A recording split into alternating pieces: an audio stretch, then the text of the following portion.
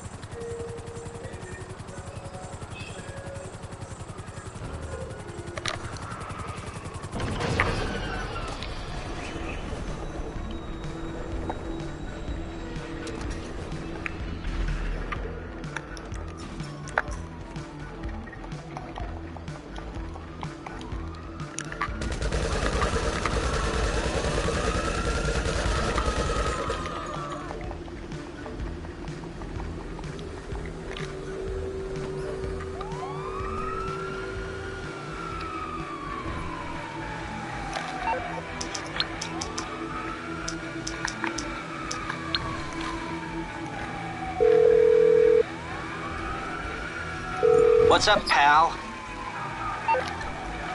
Okay, I'll get you out of trouble. No problem.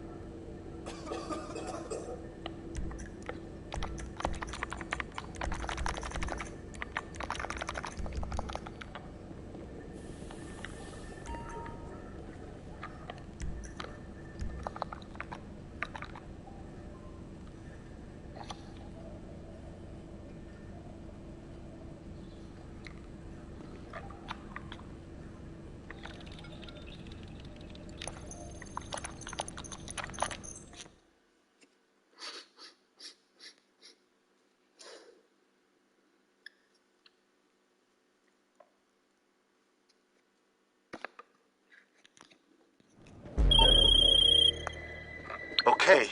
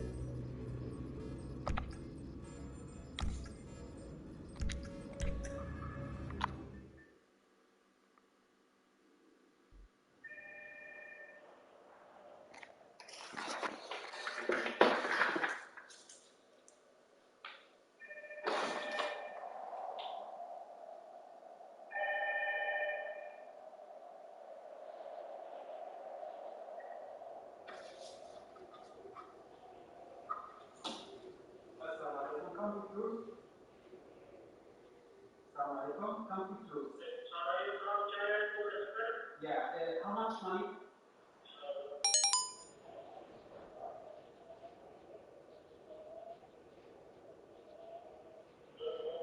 No money.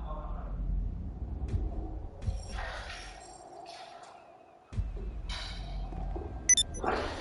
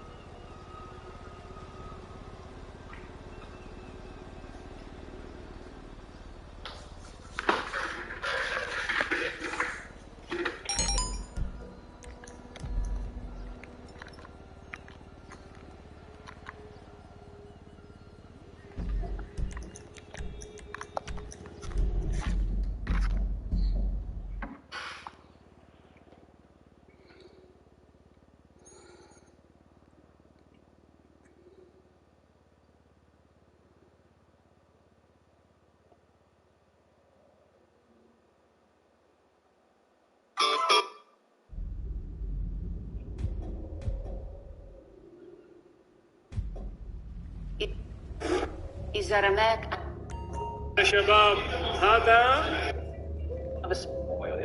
cold. إذا رماك أحدهم بجزمة.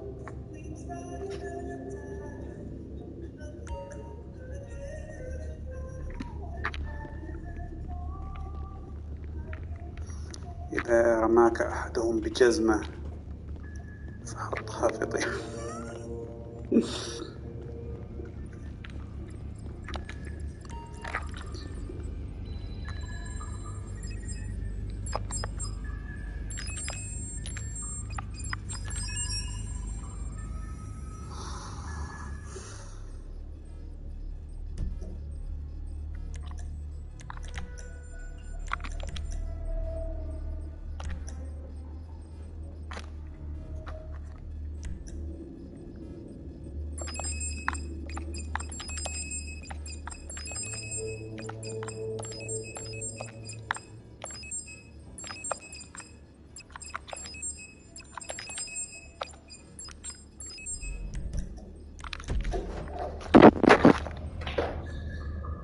Was cold at the second pool.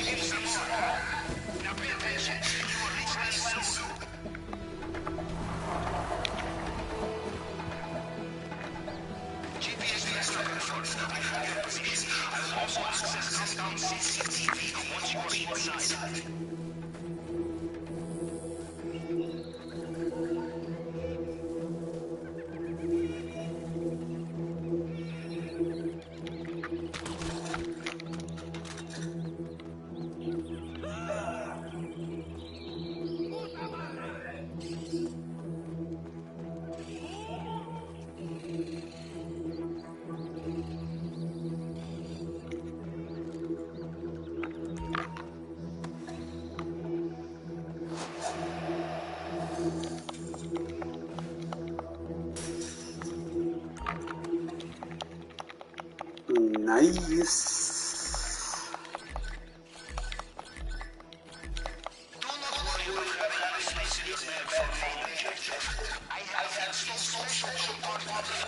Compartment.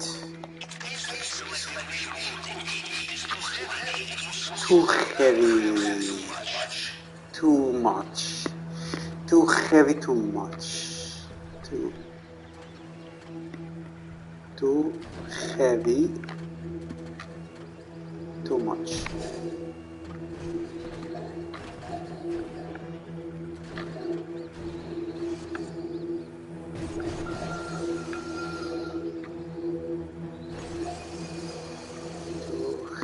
Heavy, too much. Boom.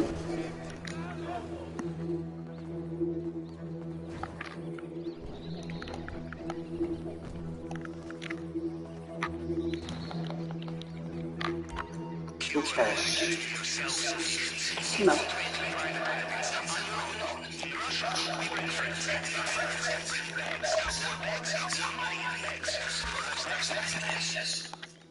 Perhaps.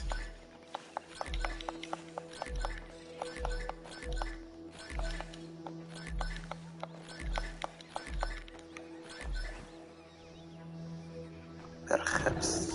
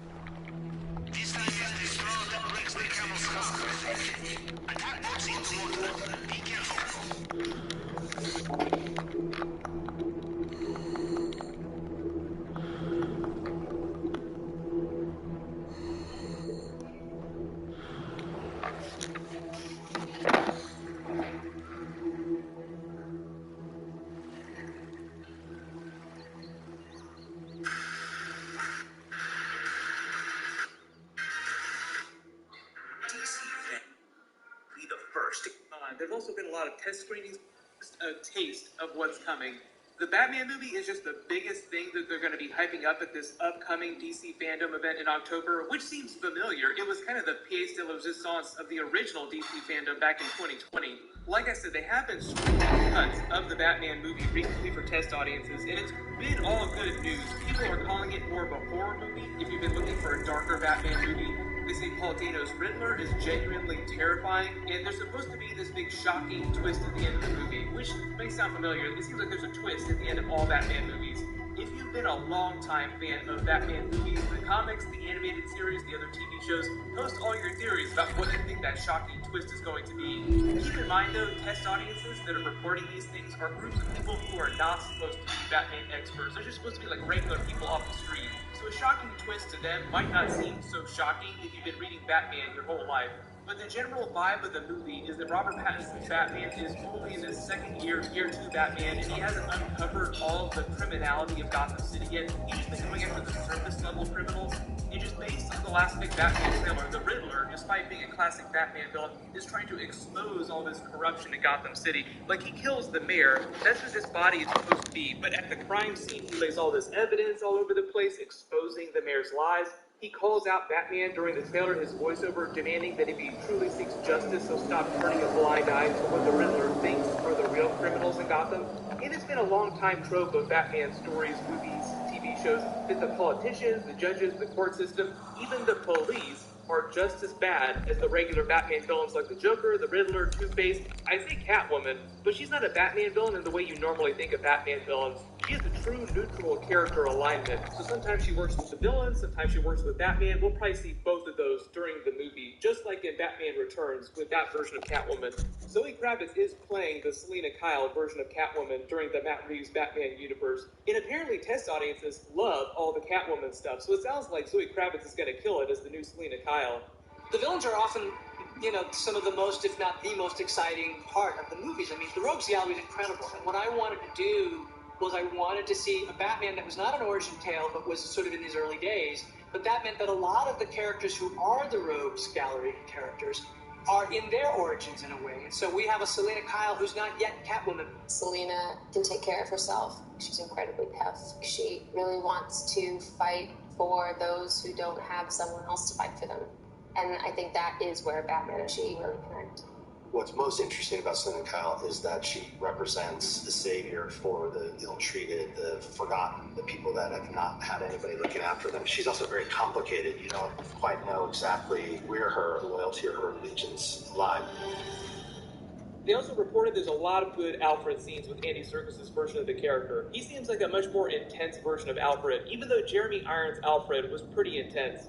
They also confirmed that they're going to be showing off a new Flash movie trailer. And you may remember there was a big featurette for the movie that leaked a while ago. Warner Brothers took it down super quick, which is why I didn't make a video about it. But during that trailer, they showed you Ezra Miller's Flash inside Michael Keaton's Batcave with his Batman. It looks like a much larger version of his Batcave from the Tim Burton Batman movies, mostly because it's just easier for them to do a more spectacular version with modern special effects.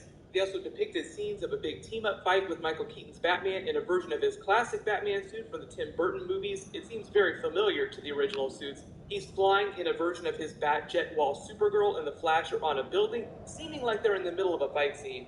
And there were a couple other scenes of Ezra Miller's Flash inside Michael Keaton's Batmobile with Batman driving around. And in all the previews, I got a lot of questions about this.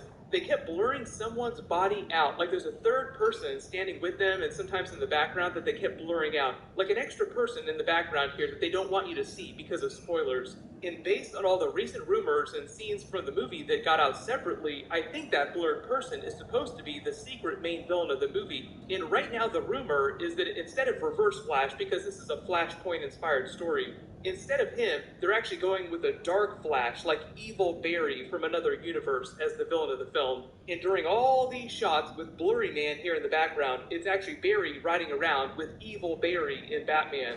Also in the larger fight scene when they're all teaming up together, like it's them fighting Evil Barry. And that's why he's blurred out, because they don't want you to see that he looks just like the Flash. If you watched any of the Flash Season 3 episodes, they kind of already did a version of this, also as part of their version of the Flashpoint story. But in their version of events, Evil Barry was pretending to be Savitar, completely different Flash villain, and he was a time remnant version of Barry from the future who was supposed to die, but didn't.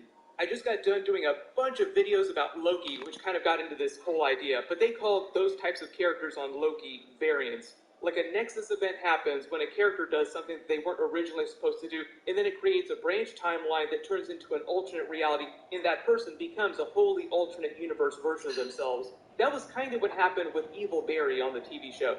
During the Flash movie, it seems like Evil Barry is just an alternate universe version of Barry to begin with, and I don't know if he's meant to be the original Flash of Michael Keaton Batman's Earth, but we'll probably get more clues about that when they release the official trailer. Ben Affleck's Batman is also featured prominently in the movie. I just did a big preview video for all the scenes of him that posted a while ago, so I'll link that video below in the description. He's writing a version of his Batpod that's inspired by some Zack Snyder